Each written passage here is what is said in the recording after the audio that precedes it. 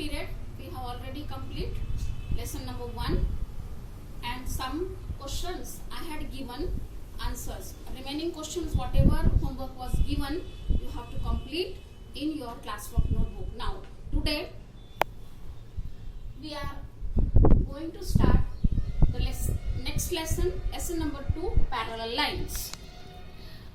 In this lesson, regarding the parallel lines, some properties are discussed, theorems are there, and based on theorem the question, that is the examples or problems are there.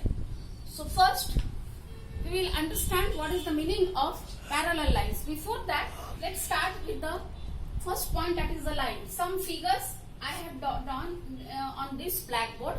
First figure is a simple line. In the last lesson only I explained the meaning of line, so all of you know what is the meaning of line. This is the simple P line, line P. Now the next figure is intersecting line.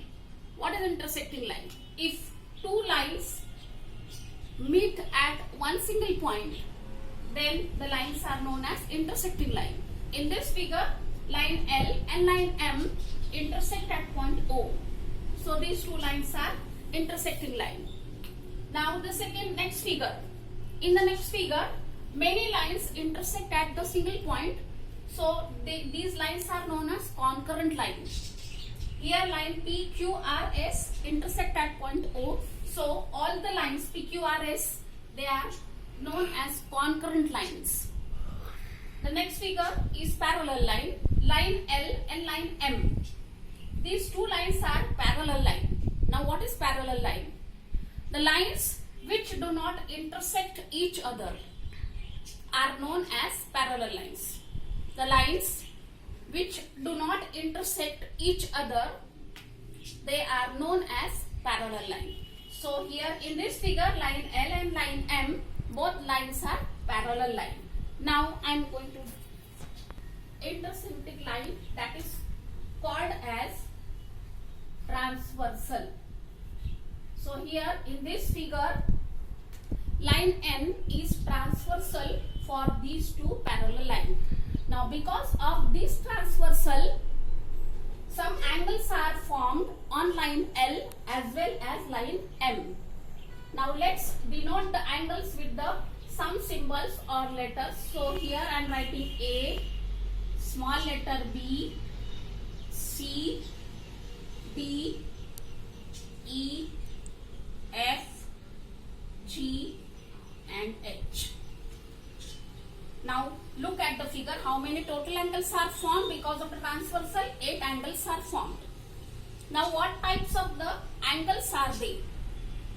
When two lines are parallel and one line is transversal, then because of the transversal, the angles are formed on either side of the line.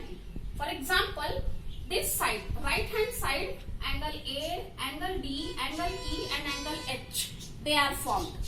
Similarly, on the left hand side of the transversal, angle B, angle C, angle F and angle G are formed. Now what types of the angles they are? Look at the figure, this angle A and angle E.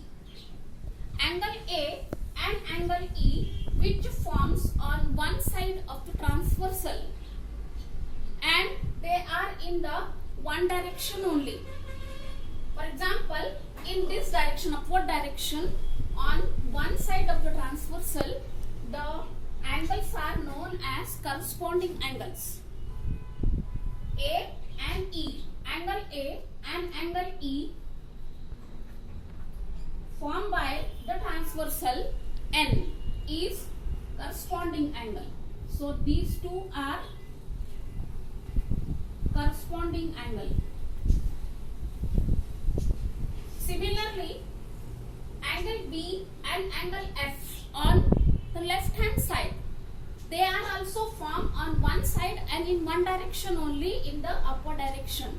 So again, angle B and angle F, they are also known as corresponding angle.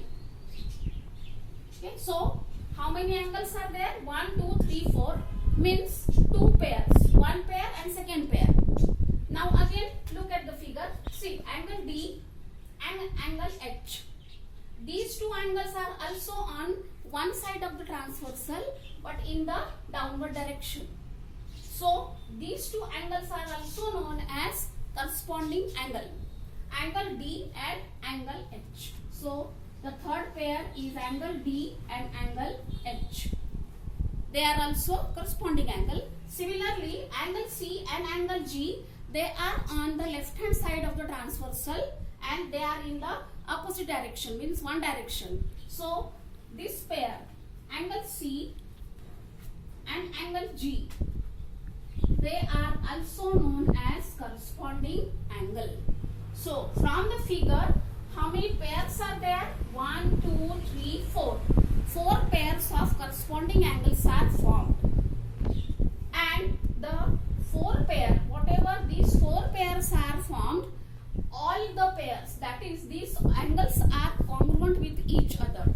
Angle A and angle E both are equal. Angle B and angle H both are equal. Similarly, B and F, angle B and angle F are equal in measure. C and G, they are also equal in measure if we measure with the help of activity. So what is the conclusion for this one? Corresponding angles are congruent with each other.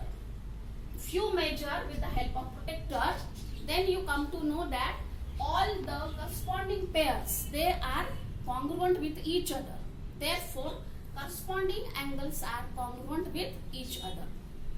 Now second pair, see angle C and angle E. Angle C followed with angle D and then angle E is coming.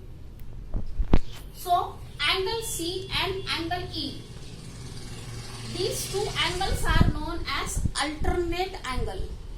Angle C and angle E are known as alternate angle. Alternate angle. Similarly, angle D and angle F. Angle D and angle F is also alternate angle. Now here these two angles C plus D forms a linear pair. So they are supplementary. Similarly, this F and E are also supplementary.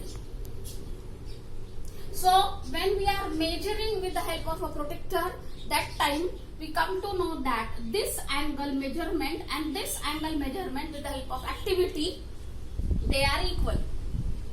Therefore, alternate angles are also equal in measure, so they are congruent.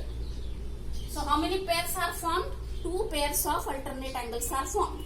So these 2 pairs are congruent. Now these alternate angles are interior alternate angle. To this C angle, this B angle forms a supplementary, that is linear pair. And for this E, this H forms a supplementary, that is linear pair. So the total of these two is 180. Again, total of these two is also 180. Therefore, but these two angles, alternate interior angles, are congruent. Therefore, this B and H, they are also congruent. So exterior alternate angles are also congruent and interior alternate angles are also congruent. Second result. Now this one, these two angles, look at the figure.